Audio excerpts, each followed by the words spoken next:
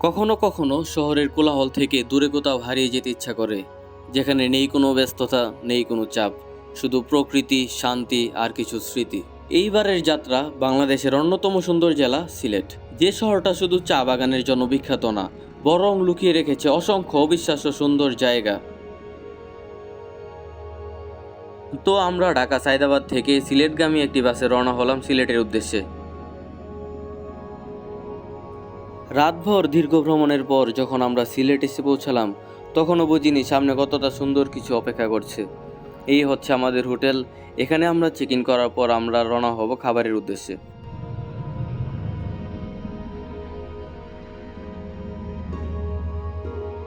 সিলেট ভ্রমণের সকালটা শুরু করলাম বিখ্যাত পানসি রেস্টুরেন্টে ব্রেকফাস্ট দিয়ে। খাবারের স্বাদ আর পরিবেশ দুটোই ছিল অসাধারণ।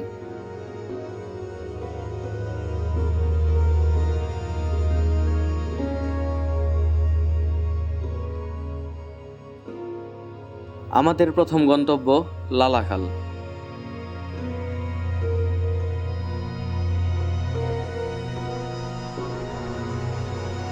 প্রায় 30 মিনিট জার্নির পর আমরা লালাখাল এসে পৌঁছালাম।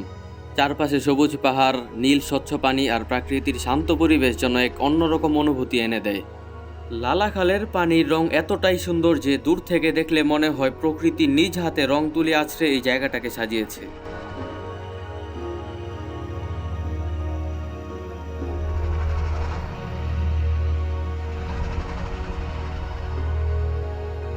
নদীর বুক চিরে বুটে ঘুরতে ঘুরতে মনে হচ্ছিল শহরের সব ব্যস্ততা আর ক্লান্তি কোথাও হারিয়ে গেছে। চারদিকে শুধু নীরবতা, ঠান্ডা বাতাস আর অসাধারণ প্রাকৃতিক সৌন্দর্য। যারা প্রকৃতিকে কাছ থেকে অনুভব করতে চান, তাদের জন্য লালাখাল সত্যিই এক টুকরো শান্তির জায়গা। বুটে ওঠার পর যখন নদীর মাঝখান দিয়ে এগিয়ে যাচ্ছিলাম, তখন ঠান্ডা বাতাস মুখে এসে লাগছিল আর মনে হচ্ছিল জীবনের সব ক্লান্তি ধীরে ধীরে দূরে হারিয়ে যাচ্ছে। নদীর পানির দিকে তাকিয়ে বারবার মনে হচ্ছিল প্রকৃতি আসলে কতটা নিখুঁতভাবে পৃথিবীকে সাজাতে পারে। চারপাশে শুধু নীরবতা, মাঝে মাঝে পাখির শব্দ আর পানি ঢেউয়ের মৃদু আওয়াজ, সব মিলিয়ে এক অন্যরকম প্রশান্তি। এই জায়গাটার সবচেয়ে সুন্দর বিষয় হলো এখানে আসলে মানুষ কিছু সময়ের জন্য হলেও সব দুশ্চিন্তা ভুলে যায়। শহরের ব্যস্ত জীবন, প্রতিদিনের চাপ আর ক্লান্তি থেকে দূরে এসে মনে হয় প্রকৃতির মাঝেই আসল শান্তি লুকিয়ে আছে। লালাখালের প্রতিটা মুহূর্ত, প্রতিটা দৃশ্য আর প্রতিটা অনুভূতি সত্যিই মনে রাখার মতো।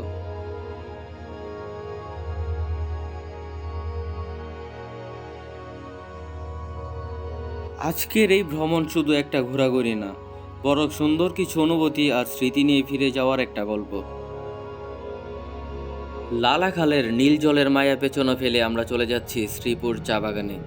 চারদিকে শুধু চা বাগানের সারি, হালকা ঠান্ডা বাতাস আর একদম নিরিবিলি একটা অনুভূতি, যেন প্রকৃতি এখানে খুব যত্ন করে একটা শান্তির ছবি এঁকেছে। এই সবুজ পথগুলোর মাঝে হাঁটতে হাঁটতে মনে হয় সময়টা একটু ধীরে চলুক। দূরের পাহাড়, গাছের সুবাস আর নরম বাতাস পুরো পরিবেশটাকে আরও বেশি জীবন্ত করে তুলেছে। সত্যি বলতে সিলেটের সৌন্দর্য শুধু দেখা যায় না, এটা অনুভব করতে হয়।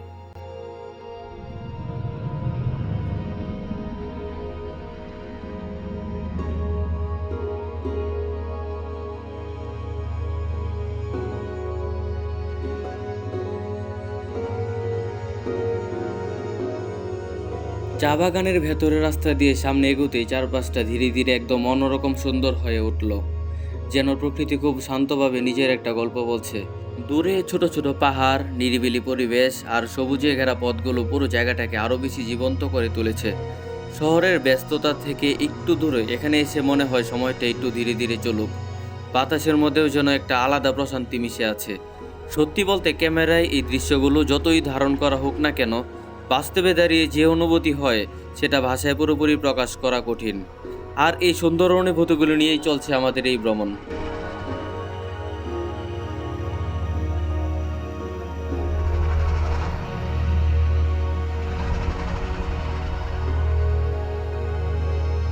আজকের মতো শ্রীপুর চা বাগানের সবুজ সৌন্দর্যের সাথে সুন্দর কিছু মুহূর্ত কাটিয়ে আমরা ফিরে যাচ্ছি হোটেলের দিকে।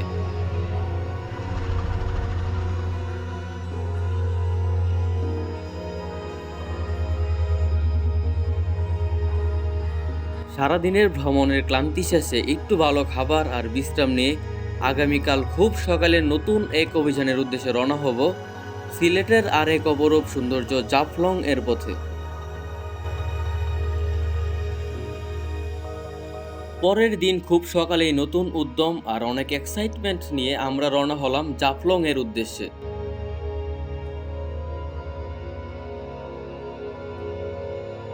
রাস্তার দুপাশের সবুজ প্রাকৃতি আর পাহাড়ি পরিবেশ পুরো যাত্রাটাকেই অনেক সুন্দর করে তুলছিল। যত জাফলং এর কাছাকাছি যাচ্ছিলাম ততই মনে হচ্ছিল আজকের দিনটা বিশেষ কিছু হতে যাচ্ছে।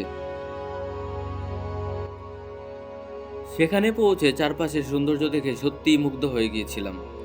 স্বচ্ছ পানির নদী, দূরের পাহাড় আর প্রকৃতির অপরূপ দৃশ্য যেন চোখ সরাতে দিচ্ছিল না। আমরা বিভিন্ন সুন্দর সুন্দর জায়গা ঘুরলাম, অনেক ছবি তুললাম, হাসাহাসি মজা করলাম এবং পুরোটা সময় একদম দারুণ কেটেছে। পানির ধারে বসে ঠান্ডা বাতাস উপভোগ করা, বন্ধুদের সাথে গল্প করা আর প্রকৃতির এত কাছাকাছি সময় কাটানো, সব মিলিয়ে মুহূর্তগুলো সত্যিই অনেক স্পেশাল ছিল। জাফলং এর অসাধারণ কিছু মুহূর্ত আর প্রকৃতির অপরূপ সৌন্দর্য উপভোগ করার পর এবার আমরা রওনা হয়েছি সাদা পাথরের উদ্দেশ্যে। পুরো রাস্তা জুড়ে ছিল খুবই ঠান্ডা একটা পরিবেশ। জাফলং এর সৌন্দর্য এখনও চোখে ভাসছে, কিন্তু তার মাঝেও নতুন জায়গা দেখার এক্সাইটমেন্টটা ছিল অন্যরকম। কারণ সাদা পাথরের নাম শুনলেই সবার আগে চোখের সামনে ভেসে ওঠে স্বচ্ছ পানি, সাদা পাথর, ভরা নদী আর পাহাড়ে ঘেরা অসাধারণ কিছু দৃশ্য। যত সামনে এগোচ্ছিলাম ততই মনে হচ্ছিল সামনে আমাদের জন্য আরো সুন্দর কিছু মুহূর্ত অপেক্ষা করছে। সাদা পাথরের সৌন্দর্য কাছ থেকে দেখার জন্য শুরুতেই আমরা উঠে পড়লাম ট্রলারে। সাদা পাথরের পথে নদীর বুক ছিঁড়ে ট্রলার এগিয়ে যাচ্ছিল ধীরে ধীরে, আর চারপাশের দৃশ্যগুলো যেন পুরো যাত্রাটাকে আরো বেশি সুন্দর করে তুলেছিল। অবশেষে আমরা পৌঁছে গেলাম সাদা পাথরের সেই বহুল পরিচিত সৌন্দর্যের মাঝে। কাছে গিয়ে প্রথম থেকেতেই জায়গাটা যেন আমাদের পুরোপুরি মুক্ত করে দিল। স্বচ্ছ পানির নিচে ছড়িয়ে থাকা সাদা পাথরগুলো এতটাই সুন্দর লাগছিল যে বারবার মনে হচ্ছিল প্রকৃতি এখানে নিজের আলাদা একটা সৌন্দর্য লুকিয়ে রেখেছে। চারপাশে পাহাড়ি পরিবেশ, ঠান্ডা বাতাস আর নদীর শান্ত পানি পুরো জায়গাটাকে একদম প্রশান্তিতে ভরে রেখেছিল। আমরা পানির মধ্যে নেমে অনেকটা সময় কাটালাম, হাসি মজা করলাম, ছবি তুললাম আর প্রতিটা মুহূর্ত মন ভরে উপভোগ করলাম। সত্যি বলতে সাদা পাথরের এই সৌন্দর্য শুধু ক্যামেরায় ধারণ করার মতো না, এটা অনুভব করার মতো একটা অনুভূতি। পানির স্বচ্ছতা আর প্রকৃতির এই নিখুঁত দৃশ্য দেখে মনে হচ্ছিল সিলেটের প্রতিটা জায়গায় যেন একটা জীবন্ত সৌন্দর্যের গল্প।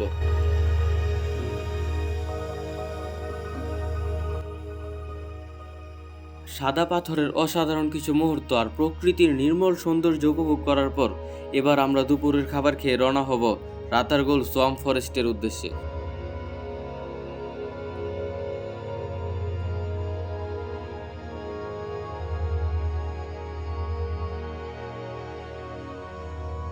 খাবার শেষে আমরা আমাদের যাত্রা শুরু করলাম। সিলেটের প্রতিটা জায়গার সৌন্দর্য যেমন আলাদা, ঠিক তেমনি রাতারগুলো নিজের রহস্যময় আর শান্ত পরিবেশের জন্য অনেক বেশি বিখ্যাত। অবশেষে আমরা এসে পৌঁছে গেছি রাতারগুল সোয়াম্প ফরেস্ট। এখন আমরা ধীরে ধীরে নৌকা ভাড়া করে ফরেস্টের ভিতর দিকে এগিয়ে যাব। শান্ত পানির উপর দিয়ে আস্তে আস্তে নৌকা চলবে আর চারপাশে সবুজ গাছ আর প্রাকৃতিক নিস্তব্ধতা পুরো মুহূর্তটাকে আরো বেশি সুন্দর করে তুলবে।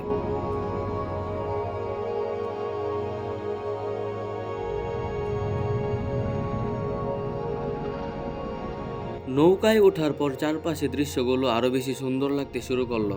শান্ত পানির উপর দিয়ে নৌকা আস্তে আস্তে সামনে এগিয়ে যাচ্ছিল আর পানির মাঝখানে দাঁড়িয়ে থাকা গাছগুলো পুরো পরিবেশটাকে একদম সিনেমা দৃশ্যর মতো করে তুলছিল। চারপাশে এতটাই শান্ত ছিল যে মাঝখানে শুধু পানির শব্দ আর পাখির ডাক শোনা যাচ্ছিল। সেই মুহূর্তে মনে হচ্ছিল প্রকৃতির এই নীরবতার মাঝে আসল প্রশান্তি লুকিয়ে আছে।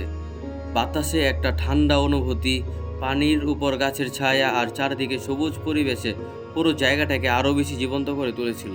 সত্যি বলতে রাতারগুল এমন একটা জায়গা যেখানে এসে শুধু ঘুরতে ইচ্ছা করে না, বরং কিছুটা সময় চুপচাপ বসে প্রকৃতিকে অনুভব করতে ইচ্ছা করে।